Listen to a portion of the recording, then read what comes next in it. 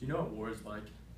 Do you know how it might affect you? Do you know what it would be like to return home after your deployment of 6 months, maybe a year? I know I certainly did not before reading Sparta. However, after reading it, I can say that I have a better understanding of what that might be like, how war might affect me, and how PTSD affects our soldiers.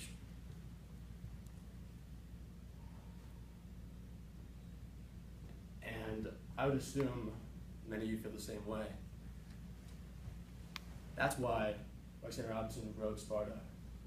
Not for the military veterans who had that combat experience, but for people like us who don't know what it's like to be in war. For the over 90% of the US population that hasn't served in our armed forces. She wrote Sparta to tell the American public, to show the American public the true cost of war. But who is Roxanna Robinson? She's just a 67-year-old woman, never been to war, raised by Quakers, largely a pacifist. So what gives her the right to write about a Marine dealing with PTSD? Well, she does have some experience. She's done her research, as you guys know. She spent years speaking with veterans and understanding what it's like to return from war and what it's like to be in war. She's not speaking on her own behalf. She's speaking for those veterans she's spoken to. She's writing for them. She has a very particular talent in writing. And it's important that she finds stories that are important to share. That's what she's doing. She's speaking for them in a way that many of them couldn't. Many people couldn't write in the way that she can, that is so interesting and captivating. That's going to reach thousands of people and be noticed by the New York Times and the world. Throughout the story, Conrad is dealing with many symptoms of PTSD. At one point, he does list them all off when he finally gets to see a doctor in the VA after 3 months of waiting. He says, anxiety, insomnia, panic, flashbacks, hypervigilance, depression, mood swings, rage, impotence, being a dick, being unable to concentrate on anything and fucking up his GMAT, and pretty much fucking up his life so far. And how about being unable to rely on himself for anything, not even being civil to his family or girlfriend. And how about not knowing if he'd ever be able to learn anything again? On top of all that, he planned out his own suicide, went as far as to buying a hose to go through with that suicide.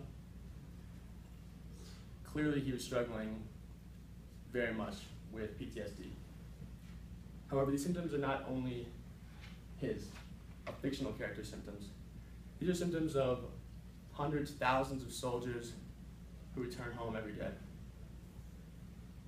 The National Institute of Mental Health lists the symptoms of PTSD as flashbacks, bad dreams, frightening thoughts, staying away from the places, events, or objects that are reminders of the experience, feeling emotionally numb, feeling strong guilt, depression, or worry, losing interest in experiences that were enjoyable in the past, having trouble remembering the dangerous event, being easily startled, feeling tense or on edge, having difficulty sleeping and or having angry outbursts. This should highlight to you that Conrad's symptoms are real, almost exactly the same as the symptoms that the National Institute of Mental Health describes PTSD as having. His symptoms, again, are not only his, but they are the symptoms of all the veterans that Roxanna Robinson spoke to, and more. Experts are saying 11 to 20% of combat veterans returning from Afghanistan and Iraq are dealing with some form of PTSD. It's a very serious illness and a very serious problem that we should be aware of. And that's why she's writing it.